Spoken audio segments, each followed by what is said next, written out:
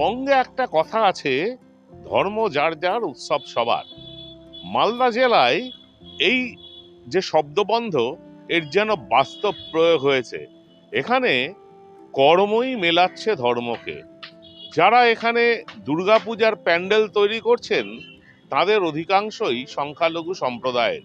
শুধু তাই নয়, মালদা শহরে নাই নাই করেও ১৯ বছর ধরে একটি দুর্গাপূজা পরিচালনা করছেন সংখ্যালঘু সম্প্রদায়ের লোকজন।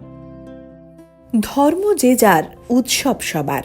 এই সময়টায় মালদায় গেলে কবির এই কথাগুলোই চোখের সামনে ছবির মতো ভেসে উঠবে। জেলা জুড়ে এখন প্যান্ডেল কর্মীদের প্রবল ব্যস্ততা। দিন রাত এক করে মনের আনন্দে কাজ করে চলেছেন। দুর্গাপুজোর যে হাতে গোনা আর মাত্র কয়েকটা দিন, তবে যে কর্মীদের দেখছেন তাদের প্রায় সবাই মুসলিম। মালদার অধিকাংশ পুজো প্যান্ডেলই তৈরি করেন সংখ্যালঘু মানুষজন। সানন্দেই করেন, তাদের মধ্যে এ ব্যাপারে কোনো বিভেদ নেই। মোটামুটি ২০-২২ বছর হয়ে গেল। ও হিন্দু আমাদের গ্রামে হিন্দু পাশে আছে, মানে না মানে পাশে লাগালাগি আছে। নতুন ভাবে করছি, তারপরে এখানে আসছি, এখানে ধরে আমি ১০-১২ বছর থেকে এখানে করছি, নিজের মতন হয়ে গেছে, কোনো ভেদভাদ আমাদের নাই। আমি আছি ওর সঙ্গে, তো ও আমাদের সঙ্গে আছে। ইংরেজবাজার ব্লকের অমৃতি গ্রাম পঞ্চায়েতের বটতলী গ্রাম। এই গ্রামের বেশিরভাগ বাসিন্দাই দুর্গাপুজোর প্যান্ডেল তৈরির কাজ করেন। অনেকে আবার মালদার বাইরে বিহার ও ঝাড়খণ্ডেও যান এই কাজ করতে। শুধু পেটের তাগিদে নয়, এই কাজ করে মেটে মনের খিদেও। এই যে দুই সম্প্রদায়ের মধ্যে মেলামেশাটাও তো বাড়ে, হ্যাঁ, এটা কেমন লাগে? এখানে সব ঠিকই আছে, ওখানে এরকম কোনো ব্যাপার নাই। হ্যাঁ, অবশ্যই সবাই ওয়েট করে এটা কাজ করবো, দুর্গাপূজা, কালী পূজা, সবার অনেকে। মালদা এলাকায় তো প্রায় আমাদের গ্রামের বেশিরভাগ লোক কাজ করে।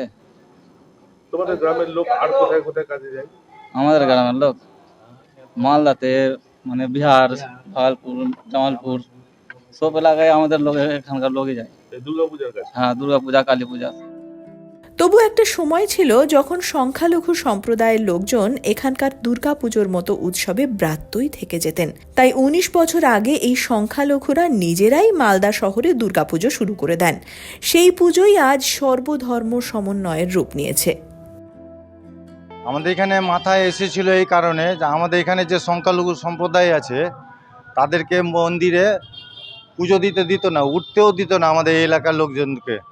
তখন আমরা ঠিক করলাম ২০০৭ সালে যে আমরা এবার নিজেরাই দুর্গাপূজা করব।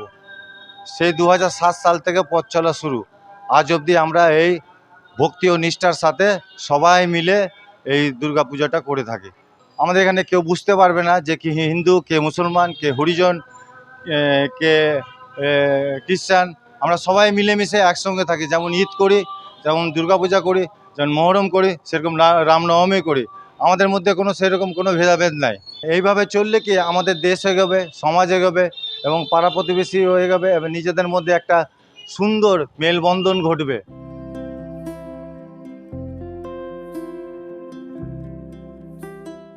শুধু হানাহানি বা ধর্মীয় ভেদাভেদ যে সমস্ত এখন বিভিন্ন সংবাদ মাধ্যমে মাঝে মধ্যেই উঠে আসছে, তার থেকে যেন খানিকটা ব্যতিক্রম মালদা।